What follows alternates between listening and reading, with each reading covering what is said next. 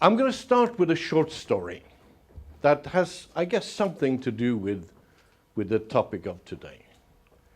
And it's actually happened in Heathrow, London, not that many years ago. And I got a colleague, he's actually a co-owner in Blå, and he's also a SAS captain, so he's flying, and he's still flying, and he's an instructor as well. And he was at Heathrow and due to go back to Norway in the SAS machine.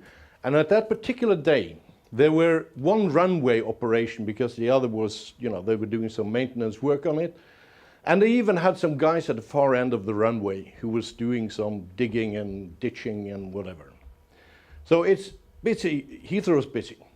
I mean, extremely busy. And, you know, when the operation, one runway operation, it's a, you know, a string of pearls of planes coming in.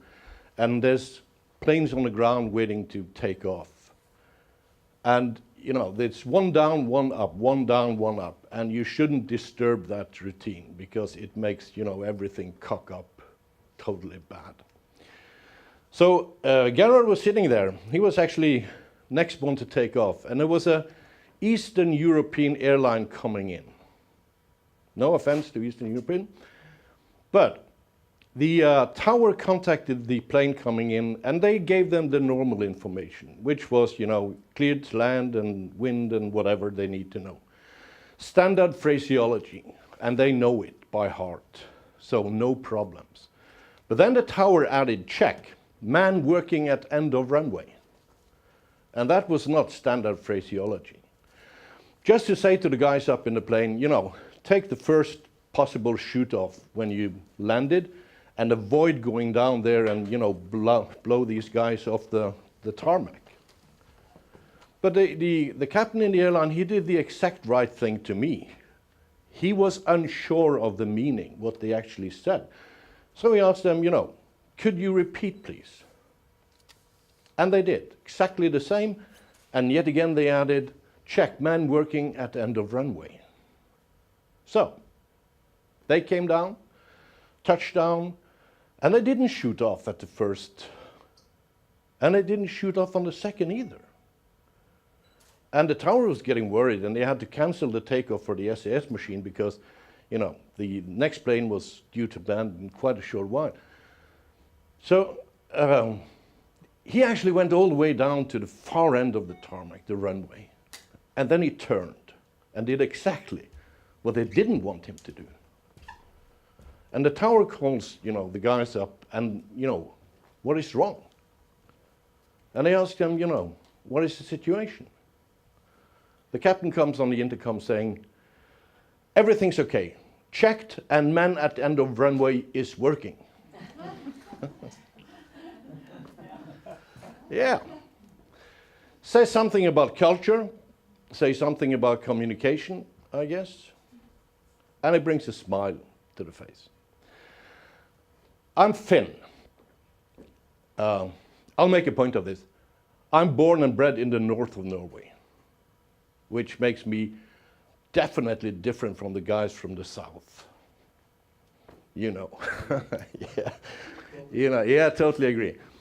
Which means that we're born in the, you know, wild country and we have a sort of a rough attitude, and we're even, you know, we can use faulty language and even swear, and we can raise the culture flag and say, you know, this is where I've been raised and born, so that's the way we speak here. Then I moved down to the south of Norway. I'm now working and living out of Stavanger. And that is normally referred to as the Bible Belt in Norway. So it's kind of a difference from way up north to down to the southwest coast. But I live there and I work there. And I'm even married to a Swedish lady. And I guess you know what problems that raises. I'm going back to that later on. But I'm just saying this to say, normally when we do conferences and we talk to guys, you know, from different parts of the world, we ask them, what is culture? And normally they will go straight for the thing that I, you know, summed up. We come from different parts of the world. We're slightly different. And that is, or may be, a challenge sometimes. But I think, like I have succeeded with my sort of differences between where I grew up, where I live, and who I'm married to, I think the maritime industry probably is one of the best in handling multicultural challenges, because you've done these for ages. And it takes a little bit of time, and normally we get pretty used to, working with each other. A bit of respect, and maybe a curiosity to learn about the others, and it's actually working better. And most of the crew we talk to, when we ask them, would you prefer all Swedish or all Filipino crew, or would you prefer a mixed crew? Most of them say mixed, because they learn something different and they experience something different. So I think, the cultural when we talk about culture, the national culture we can handle pretty good. Not much of a... Occasionally there comes the new guy on the block, bringing something different to the table. We were doing a big project for BW, Singapore. They had 6 or 8 vessels that was contracted to Nigeria, and they had to crew it 80% of officers and 100% of ratings with Nigerians. And they definitely brought something new with them when they started to come on board the vessel. But after a few years of actually trying to address the issues here and trying to understand, it worked fine, and it do. So I'm more concerned about another aspect of culture, and that is company culture. Because when you meet up with guys like an audience like this and you ask them, you got a company culture? It becomes very silent. And then somebody clever, go back to the vision and mission statement, trying to find it there. But it's not there. Or sometimes bits of it is there. But what is the company culture? It's a definition of this mumbo-jumbo word. What is it? Is it simple? I forgot to say, we got 1 hour and we got plenty of things to talk about. But if you have questions, or if you disagree with me, or if you for other reasons want to be vocal, please. There's always room. But now I'm asking you, describe to me, define, what is culture? Company culture. You know it. I would say culture is definitely a relative word, which is, in my experience, it can be defined as a measure of fears and also a measure of freedom of expression within a certain organization. Yeah. But try to make it even simpler than that. Yeah, come on. The way we do things around here. Yeah, definitely. The way we do things in this company, that is our culture. And it's engraved in, and it's very hard to change it. Because, it worked for ages, pretty good, and we had no, I've been sailing for so and so many years, haven't had a major, so, why should I change? And I think actually it's kind of scary, especially with the maritime industry, because you got all these vessels sailing different parts of the world, and you make, the best navigator into the captain and the best engineer into the chief engineer. And it's not much talk about the culture or the way we want things to be done. And you can have 50 ships and you can have 50 different cultures. And guys sailing there, they are very open to say that, change the top 2 and you can suddenly change the whole atmosphere of the vessel. So you haven't had much focus on actually defining the culture that we want. And yeah, I'm getting to that. These are some of the clients we work for presently. And, I like the list. They're big companies with lots of challenges, and they're probably amongst the best. They are people who are actually focusing in on achieving more than compliance. So we're really happy to work for them. But I've been doing this, the color of my hair, and I guess a few other things, gives away that I've been around for a while. Yeah, I have. And only 15 years ago, when we, working out of Stavanger, that's the oil capital in Norway. So there's a lot of oil majors and rig companies situated there. And very often, 15 years ago when they came to us, they would say, we got a problem. Yeah, what is the problem? Problem is out there. And they don't do the things that we expect them to do. And very often they also had a solution to what the problem, how it should be solved. They just needed our help to get the stupid guys out there to, abide by the rules that they would set. And if we try to, challenge them in terms of, are the actions out there somehow related to the management decisions or your way of running the operations? They'll say no. Forget about us. Fix them. I think it's changing a lot now. And I think all the companies that really want to define the culture precisely, they agree to the fact that if you are going to do that, you have to work with the whole organization. Because a lot of the premises delivered from the shore side, decides a lot about the action out in the sharp end. And I guess a few of you have seen this before. But it's true. You can have all the strategies you want.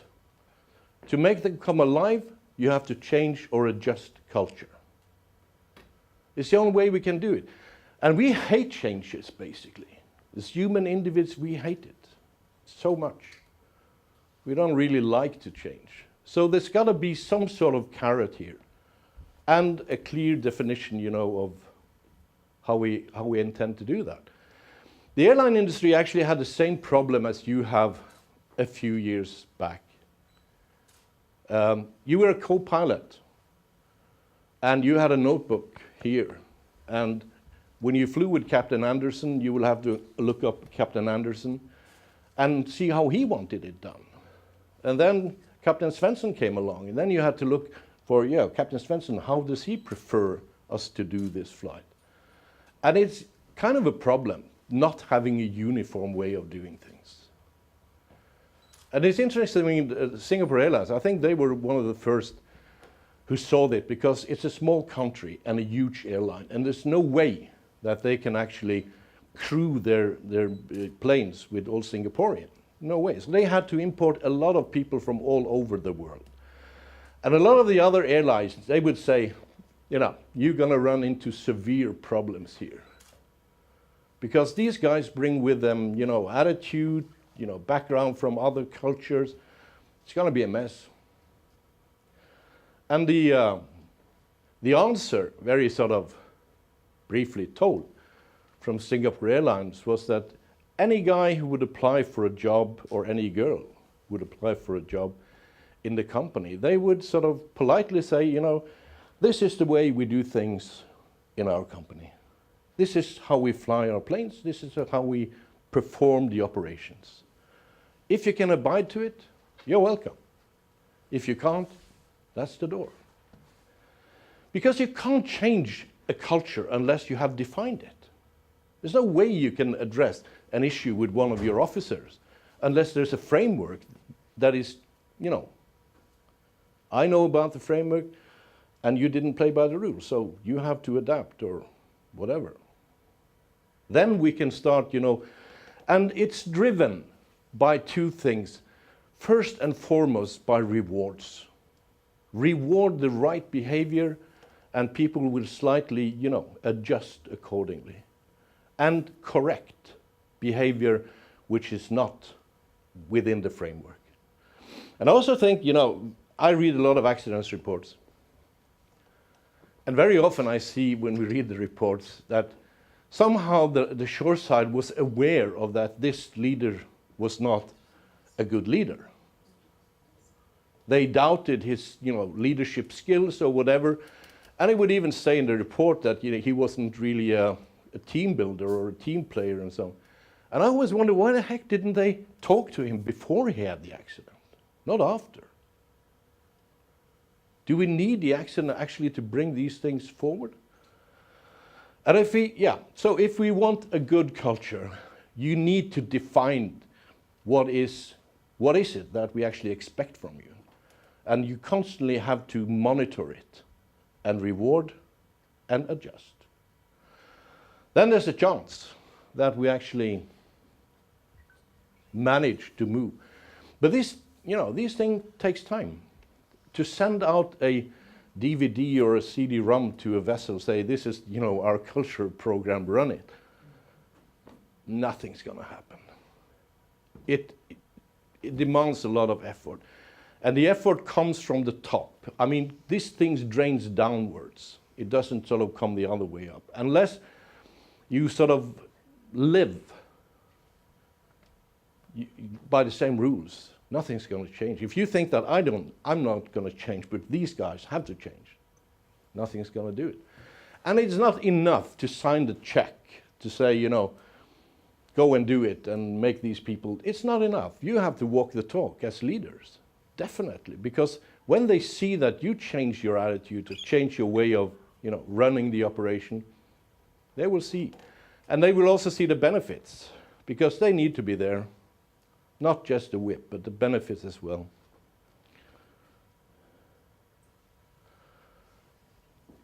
Have any of you seen this?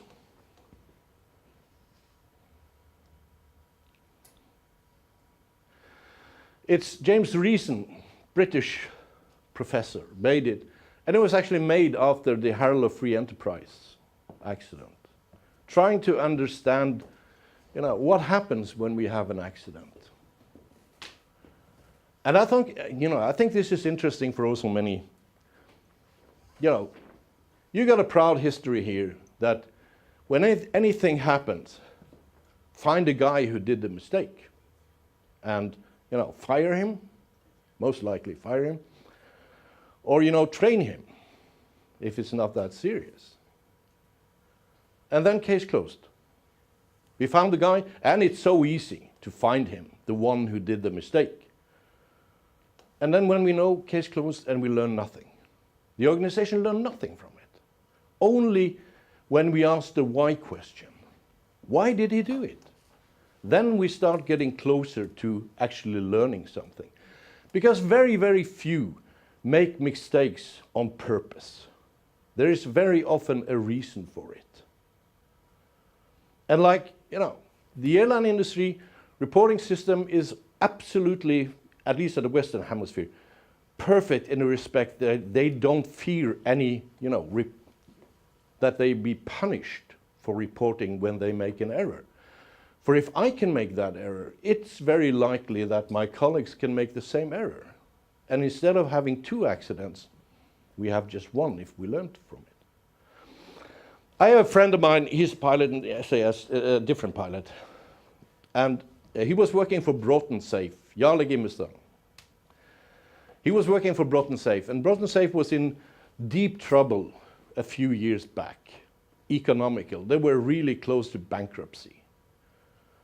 And when your company is close to bankruptcy and there's economical problem, it has an effect on us. Yeah, it's my job, it's my livelihood, it's, whatever. So I'm concerned. And in a given, during this period, SAS bought them afterwards, so they're now integrated into SAS. But at the time, he landed his 737 with a parking brake on, which is not very wise. Because the wheels are stuck. And there was a lot of, rubber flying and sparks and unpleasant for the passengers and everybody else. Nobody got hurt, but it was kind of a, not a nice situation. What do you think the airlines did to him? Broughton. What do you think? They send him to a parking brake course. Do you think he didn't know that the parking brake should be off when they landed? Of course he knew it. If they asked the question, why did he do that, and discussed it with him, maybe they found that, severe stress or heavy workload or whatever else caused him to, on that particular day, lose it and land with the parking brakes on. But they sent him to a parking brake course, which I think is utterly funny. then they hadn't really understood, you know, the mechanisms here. But in most of the accident, if we start asking the why question, it takes us back here, you know. Can I just say, it says error and violations. Just a minute about those two things. Because a lot of companies say they have a no-blame culture. I think it's the wrong term. I think we should say a just culture. Because if somebody does something knowingly, violating the system, it's not something we turn a blind eye to. It should be a reaction, and people should know that if you are breaking our rules, there will be consequences. But if you have a situation where you thought that what I'm doing now is the right thing, and still it was wrong, then it should be a just culture, because we all make mistakes. Do you know, the airline industry in the end of the 70s had quite a few major accidents. Most well-known Tenerife, 583 people killed on the runway in Tenerife.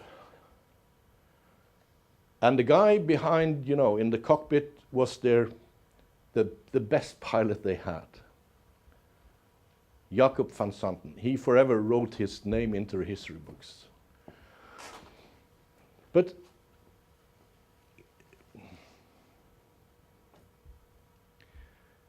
he took off without clearance, which is not very wise. But he thought at the time that the clearance was there, because in these days they had, on holding position for takeoff, there were 2 sentences from the tower contained cleared. One was route clearance, which only gives you the waypoint for the flight, and the other is the takeoff clearance. And he was sitting there waiting desperately because he knew he was running out of flight and duty time. He needed the takeoff clearance, and they gave him the route clearance. But he heard the word cleared, and he took off and hit another 747 on the runway, Pan Am. But in this situation, there were 2 other guys in the cockpit that knew that what we are doing now is not correct.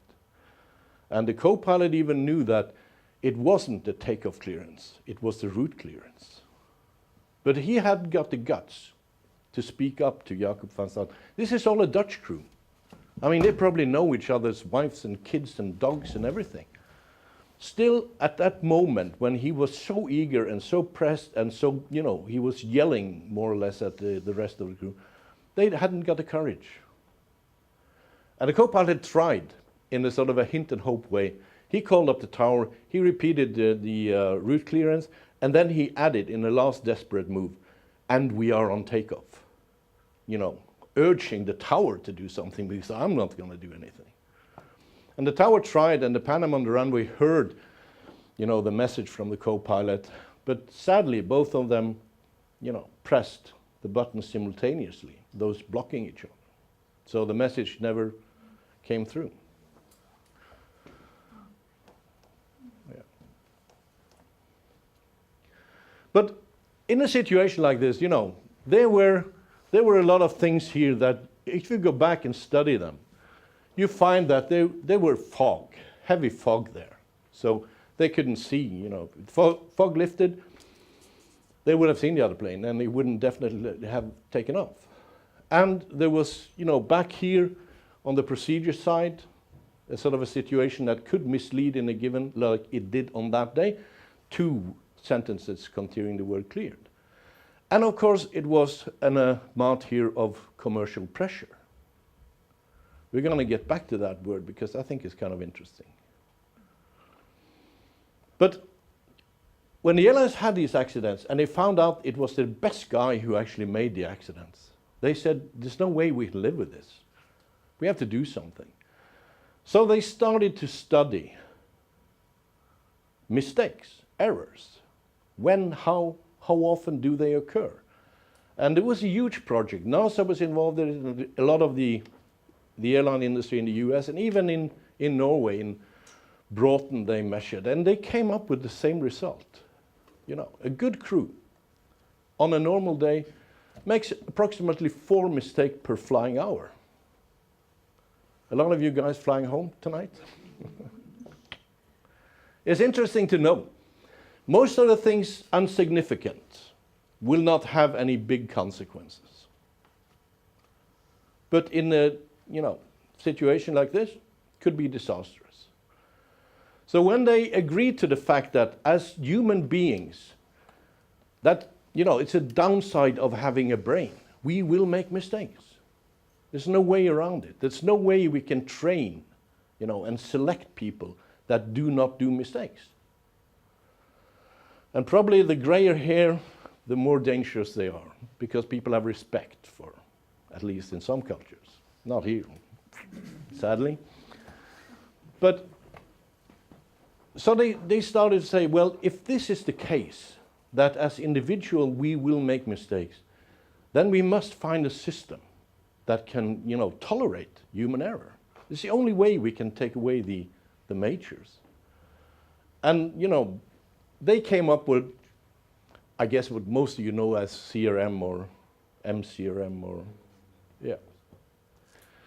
where you actually utilize the team to pick up on the mistakes that is being done, to correct them, and adjust before we have an incident or an accident. So this system is now at work, and it works very well. And like here we said, there always be mistakes done, so we need barriers here. And we got the technical barriers, the alarms and everything.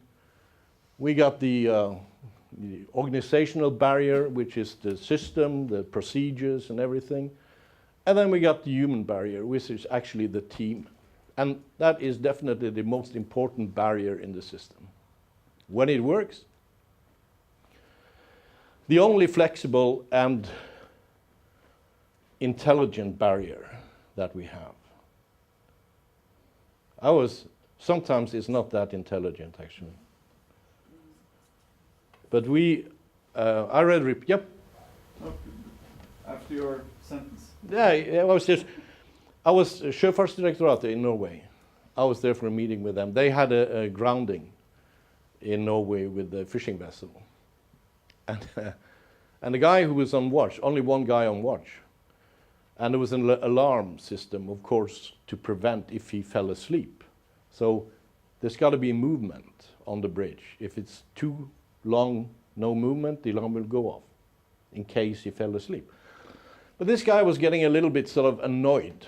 So he found a mug, coffee mug, and he, pinched it in front of the alarm. So the mug will go like this and silence the alarm. And he fell asleep, of course, and they grounded. So in that case, the human barrier wasn't really intelligent. In the case of that airline accident you mentioned, had this thing been fully computerized, run by a so-called robot, do you think it would have been avoided? They claim that fully autonomous automobiles eliminate basically all mistakes, Yeah.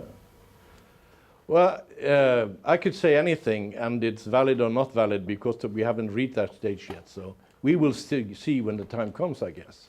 Mm. But elimination of human mistakes is sort of one of the things that they are driving towards, I guess. There was a guy in a Tesla who lost his life not long ago when he was driving all automatic mode because the sensors perceived it to be a clear way ahead. But it was a huge lorry, but it was so high that the computer, read it as being a road sign. Yeah. So he didn't brake or anything, just went straight into it, took the roof off and killed the guy. Mm. So I don't know, maybe we're getting better and better, but still, it's an element here that we don't control. Yeah, any other comments or no?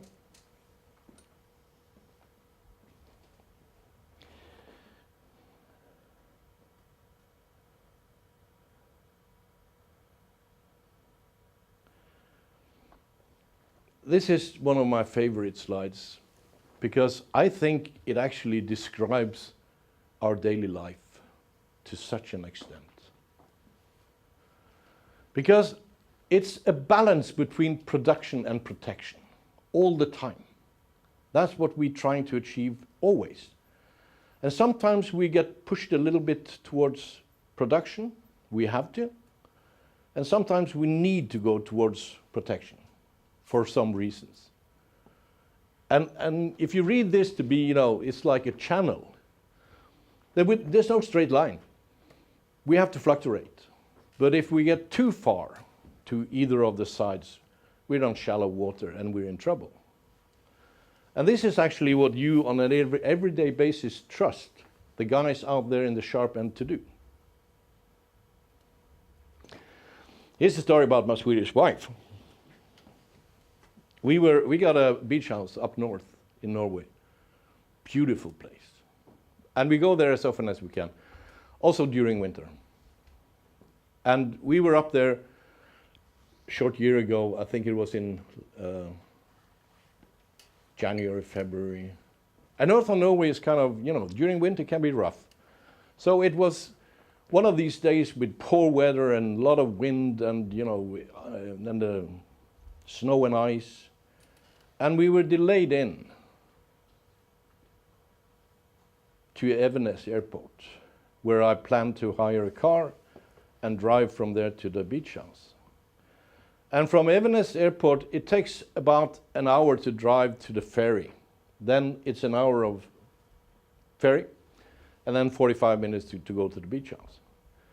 And since the plane was late in, and when we got the car, we drove for a while, and you know, I was trying my best to make it as short as possible. But I checked the watch, and I saw, we ain't gonna make the ferry. It's not a tragedy in itself, but it means 2 hours at least of waiting at the cold ferry terminal up in the north, instead of being, you know, back in the cottage and with a glass of red wine or whatever. So I looked at the watch and I said to her, you know, we're not going to make it. And she turns to me with her big blue eyes and she says one word: try. And I turned to her again and said, what did you say? She said, just try. And I think this is she's a nice, you know, nothing bad said about her. But this is a situation very often that I guess you recognize. Because we are all of us want to be good guys, meaning that, you know, stand and deliver, be on time. But very often, you know, the message from the shore side will be, guys, try, see if you can make it. And we're actually asking them to, you know, push it quite a bit. And then we can say, if anything goes wrong, my gosh, didn't want you to go that fast or go, no. But we do have an influence and an impact of how they choose, what they choose to do. And I was in a big shipping company, and I was standing talking to a fleet manager. And there was a call from the vessel out there, and it was a captain calling in. And they were discussing something, and I could hear that the tone was a little bit sort of, you know, harsh. And after a while, the captain said, are you ordering me to do this? The guy said, no, Captain. Your decision. I just want you to know it's a hell of a lot of money involved. So what do you say? I was in a meeting with Bernhard Schulte, and they, you know, they had some of the same problems with and they couldn't really understand it, because they say, we always say that safety is our prime objective. I said, how often do you say that? Every conference. We start every conference by saying how important safety is. I said, that's half an hour in a 4-hour span that the guy hears this message. And 99% of the time, when the guy, yeah, you know exactly what I'm going to say. 99 times when you talk to the vessels out there, it's about operational issues. And very, eager to get the guys to perform the best, because we all want, to make a buck by the end of the day. So we try. But sometimes that pressure becomes, too much, and we press towards production, and we have incidents. And bear in mind, I think commercial pressure is not a bad word. Commercial pressure shall be there, must be there. It's part of the game. I'm not going to take that away at all. But we need to be sure that the guy who's operating, for the sake of live ships and cargo, that they will know when they are pushed too far to one of the sides. And that they actually have the guts to stand up and say no. Anybody from Stolt here? Previous Stolt? No. I thought you were going to back me up on this, but we were doing a project with DNV and Blå together, because Stolt at the time when the market was really, really poor, they had a lot of westernized, top officers. And market was, a mess. So they really wanted to, try to lower cost.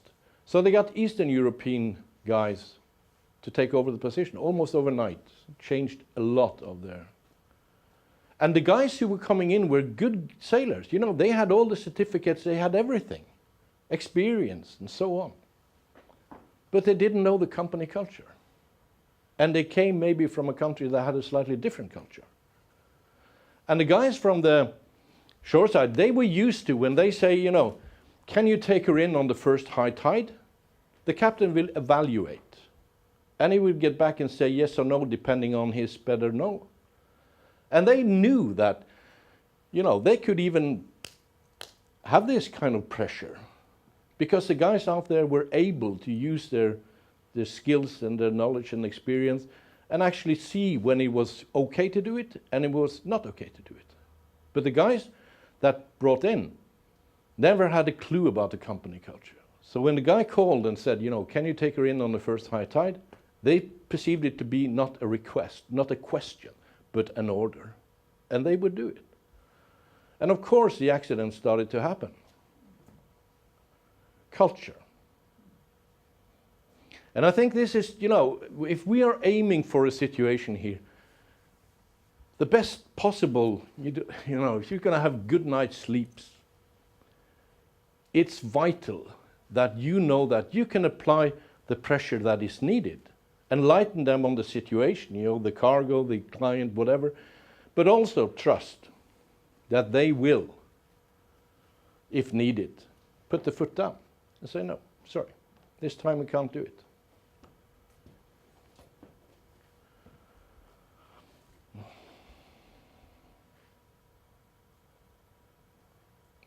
Any questions, suggestions, or whatever?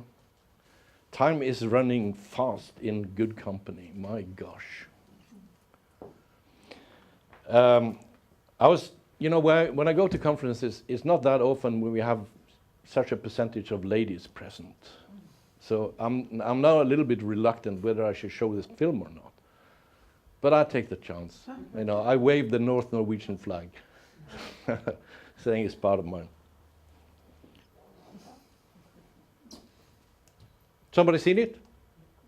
Yeah? Can I show it? Okay. This lady has given me the go-ahead.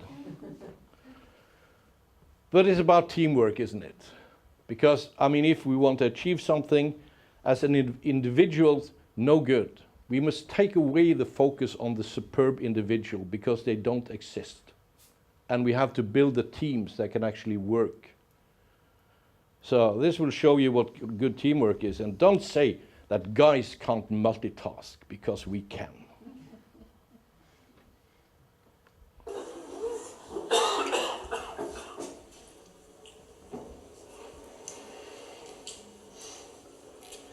You got a line, mate?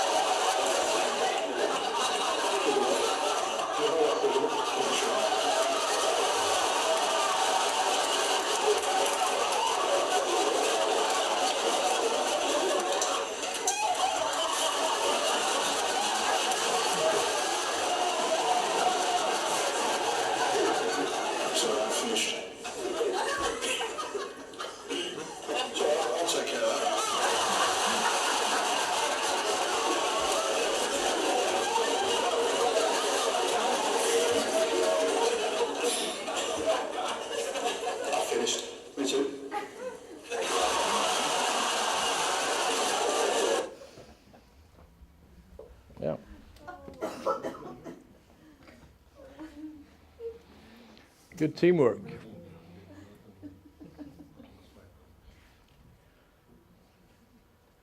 We tend to think,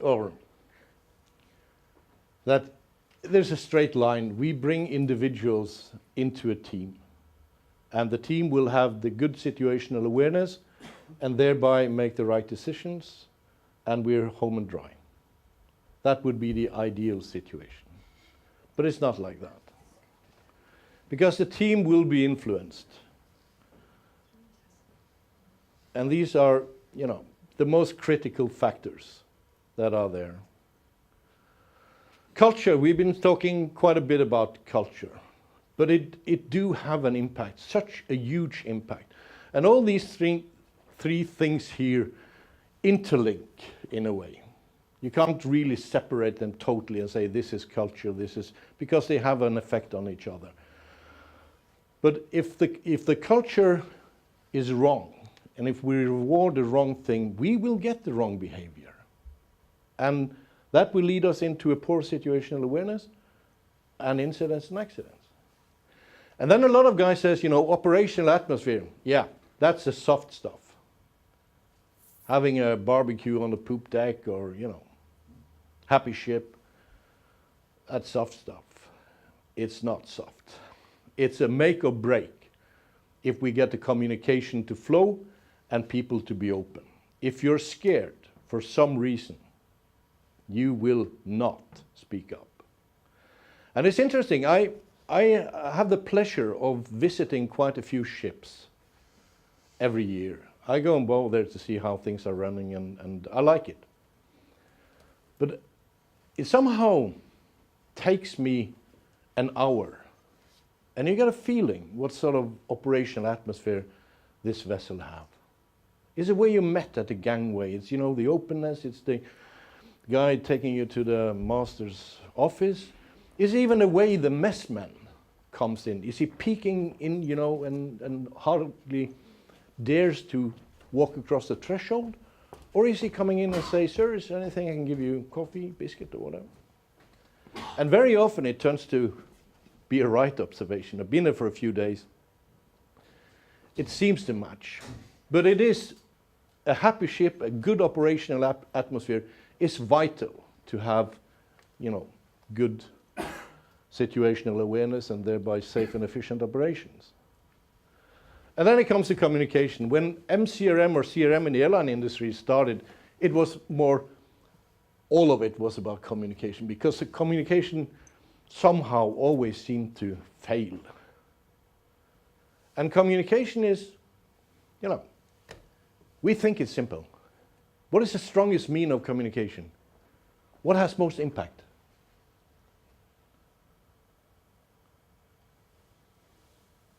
Emails? Verbal? Body language. Oh. Yes, of course. Because by the end of the day, Dennis was a guy who invited us to come here together with his colleagues in the committee.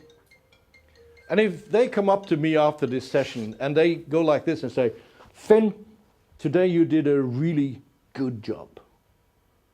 I mean, word by word, they're telling me I did a good job. But there's no doubt that they say, Finn, you screwed up again. By their body language. And body language will always win. And it's funny because you're talking to me all the time when you're sitting here. By your body language. I had my first, I'm not a prejudiced, and I really like,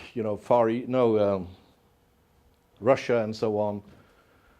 I go there often, and so even if I tell a few stories, don't get me wrong.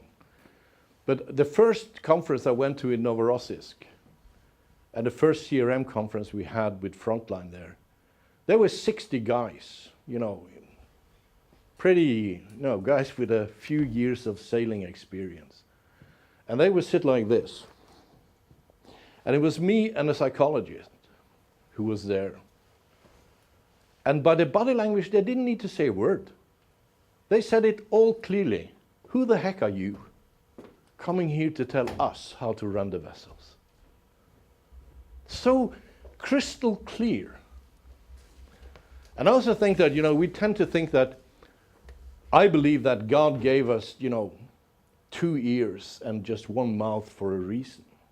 Maybe we should listen more than we speak. Maybe listening is also part of communication. It's not just speaking. Here's the second story about my wife. I travel a lot. And when I go back, I really like, to take the car for a spin. I said at a few conferences, I got a beautiful car and a wife, but now I'd sort of changed it, said I got a beautiful wife and a car.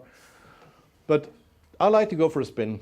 And since I try, not that often, she's the one who's using the car most of the time. She knows I'm a bit ring rusty. So when I go there, and she will be alert, which is a good thing. And she will say to me, Finn, there's a bus pulling up, or watch the pedestrian. And the first reaction from me is, do you think I'm stupid? Blind? Can't drive? And then I realize, of course, that if I go on like that, she will stop. And the one day I need it, because one day I will. One day I will not see the pedestrian or she will be silent. And there will be no communication and no team effort. Because even that, we're a small team. So I changed behavior. Some guys would say, you're lucky, not a nagging wife. But it's for, it's for the benefit. To see that, she knows I'm a bit ring rusty. She knows she could be alert, she could help me out, and she does. Procedures. I got just a few words to say, Procedures were there originally to help the guys, perform the job in a good manner. You don't have to invent the wheel every time. And we know that if we do it by the book, there will be no incidents and accidents. But every time there is a sort of event, another sort of thing pops up on the checklist, and they become bigger and bigger, more and more extensive. And I think you should be a little bit concerned and worried, because what we see when we go on board and when we read accidents report is that more and more of the guys perceive them to be, compliance things. Things that we have to do in case we get checked. And they don't use it for the sole purpose they were there for, to make sure that we have safe operations, effective operations. Now, I think there's a few companies who's looking into it and seeing that it's becoming a hazard instead of a help. But maybe it's for legal reasons. Maybe it's pressure from your, the charter or whatever. But my gosh, talk to the guys honest, one-to-one. They will very often tell you that, no. Sometimes we just get the job done and say, we'll fix the paperwork afterwards. And it's scary. Stress workload, sleep fatigue. Told you the story about, my friend Jarle, who landed without the parking brakes. Obviously, the course here was stress and workload, sleep fatigue, and not knowing how to release the park brake, because that's, just so obvious.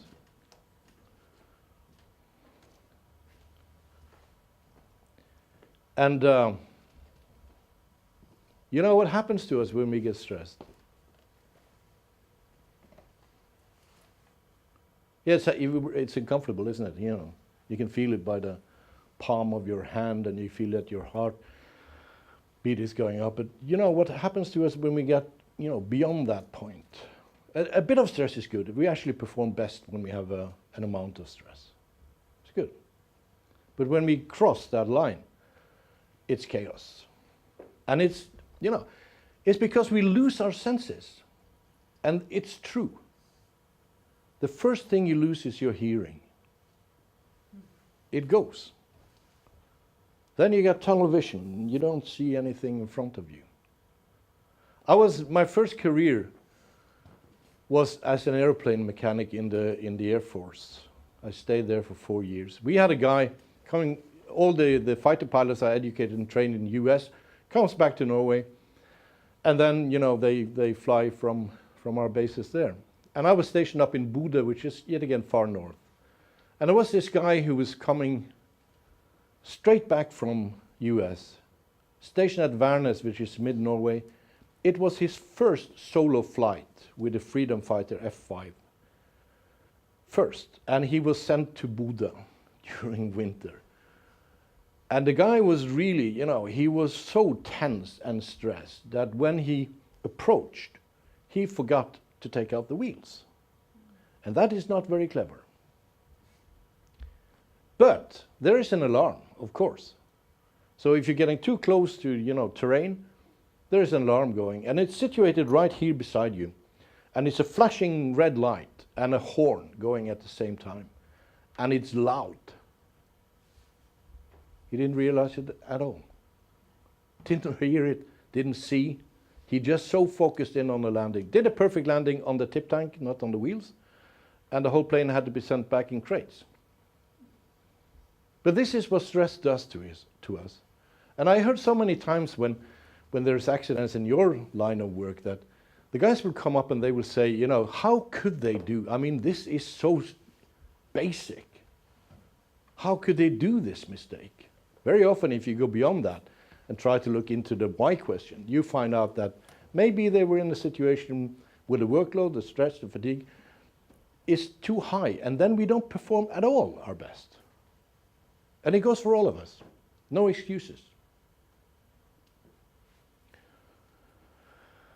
Yeah, I know you got busy day and speed dating and so on. I could go on, but I'm going to leave you with this. I'm getting to the point now where I should really retire. But I love my work, and I find it immensely interesting. And I'm very happy to be here. Thank you again. A short hour, but no. Thank you.